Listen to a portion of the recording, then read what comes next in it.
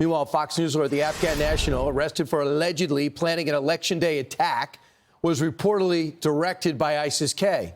And sources now telling Fox that he was not thoroughly vetted after claiming last week they had 3 separate background checks. What are we to believe?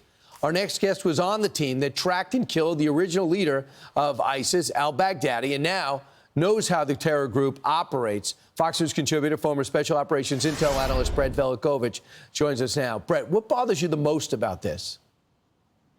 Well, what bothers me is that ISIS is still out there planning, and we've really just taken our eyes off them. ISIS never left, Brian. We just really stopped our focus. I spent nearly a decade hunting ISIS leaders, and I can tell you they're far from done. The ISIS caliphate may have been destroyed territorially, but myself and other experts in this field have said for years that if we're not careful, we get this false sense of security, it's going to get worse. And it seems like daily this administration makes another move globally to continue to leave us vulnerable by taking the boots off the neck of our enemies. We've removed some of our best soldiers, our best intelligence resources from strategic locations across the Middle East and Africa. And these current issues we're dealing with right now with these threats, it largely goes back to our botched Afghanistan withdrawal. People thought that leaving the region and taking our eyes off the enemy would be the conclusion of ISIS, that somehow we can just turn our backs out there and the threat is just going to magically go away. And that's not how it works. They just regroup. They wait. And who do we leave America's security to over there in Afghanistan? The Taliban? Like, they're going to keep ISIS-K in check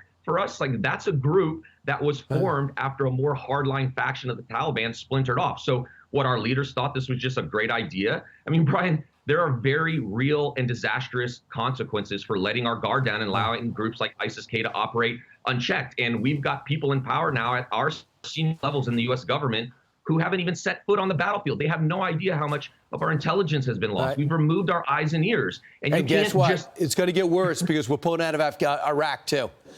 So we'll have nobody and no insight over there, just about a few hundred people in Syria. Evidently, in the charging document, they say Tweedy was communicating with a guy overseas named Malik, who has direct links to ISIS-K. And they look like he was trying to do something like was done in the concert hall at Crocus City Hall that killed 130 in Moscow. And there was also a mass shooting over in Iran. So hold on tight for Election Day. Next, over some of our most secret military bases and military sites, we've had sophisticated, huge drones hovering over top. And we're watching these drones watch us, and all we do is meet in the Situation Room in the Biden administration and decide what to do. And so far, it's nothing. 17 days of drones over our sites, including nuclear sites, and we elect to do nothing. Why? I don't know why this topic, frankly, hasn't gotten more coverage. I mean, this happened over 17 times. I mean, these surveillance drones, really, they're designed to gather pattern of life on the target, to see where we are vulnerable, to understand what happened over there. And frankly, I believe that this was a foreign government testing us, testing our responses. They wanted to see if they can get away with it, and they did. Remember the Chinese spy balloon circling our atmosphere that took our government years to figure out?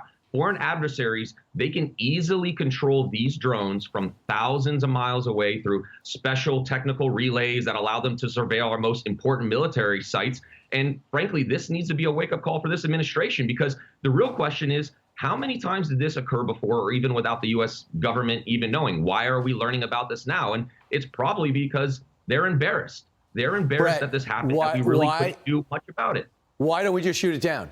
And if it's an American, if it's some hobbyist or it's some American, tough. And if I walked on a military base and I'm innocent, I just want to see the military base, and they tell me to stop, and I don't, and I get shot, it's on me. You fly a drone over a military site, and it gets blown up, and it ends up being something friendly, it's not my problem. I can't take the risk. Real quick.